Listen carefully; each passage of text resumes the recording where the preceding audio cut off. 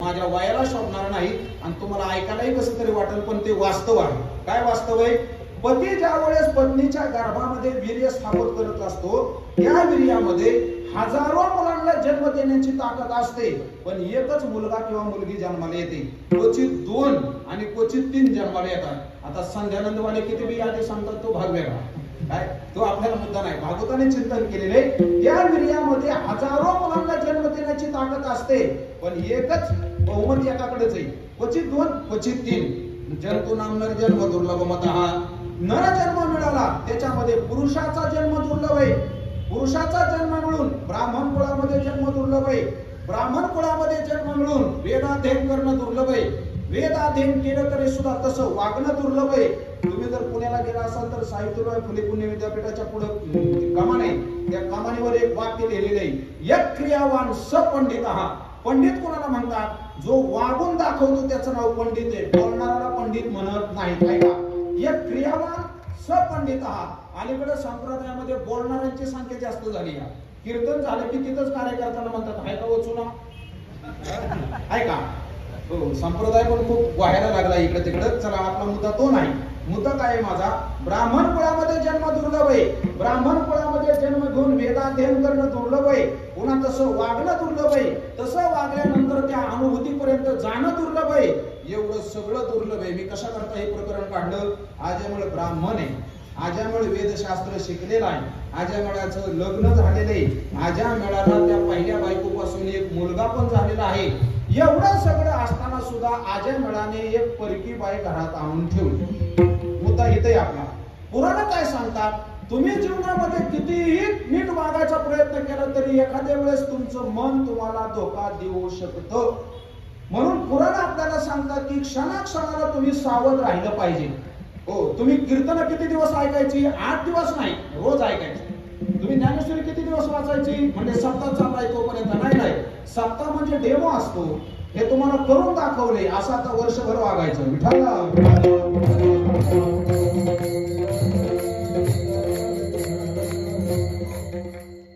म्हणजे दुसरा प्रकार आहे उपदेशाचा, त्याला म्हणतात सुरूप समेत उपदेश. मित्र मित्राच्या आणि षष्टीच्या भाषेत सांगत असतो. षष्टीची भाषा कळते ना? तुम्ही शून्य आहात सगळे. षष्टीची भाषा म्हणजे चाचीचेचा प्रयोग असतो. शिवी शिवी. मी सांगत नाही, कीर्तन चालू आहे आपलं लाईव्ह, आहे का? काय मित्र षष्टीच्या भाषेत बोलत असतो. तुला अक्कल नाही का? असं वागतात का? असं वागणाराचं चांगलं झालंय का? मागची पुराणातली उदाहरणं. आणि तिसरा उपदेशाचा प्रकार आहे, त्याला म्हणतात कांत समेत किंवा कांता समेत उपदेश. कांता म्हणजे पत्नी. पत्नी ज्याप्रमाणे नवऱ्याला उपदेश करत असते. खरं तर लग्न होऊन आलेली मुलगी अगोदर नवऱ्याचा अंदाज घेते 1-2 वर्ष. आणि गमतीने उदाहरण सांगत असतो, काय काय मांजरी 6 महिन्यातच उंदराचा अंदाज घेतात. माझी भाषा कळली का नाही देव जाणे. काय काय मांजरीला जरा वेळ लागतो, 1 वर्ष 2 वर्ष. एकदा नवऱ्याचा आकार ओळखला की नवरा हातात आला, नवरा माझ्या मुठीत ग, ऐका. आणि मग तिथून पुढे ती नवऱ्याला उपदेश करत असते. तसा उपदेश करणारा तिसरा प्रकार आहे, त्याचं नाव आहे संत महात्मे.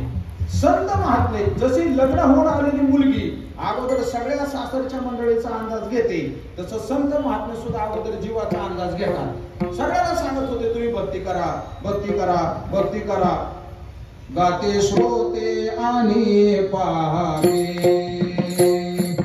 गाते श्रोते आणि पाहावे.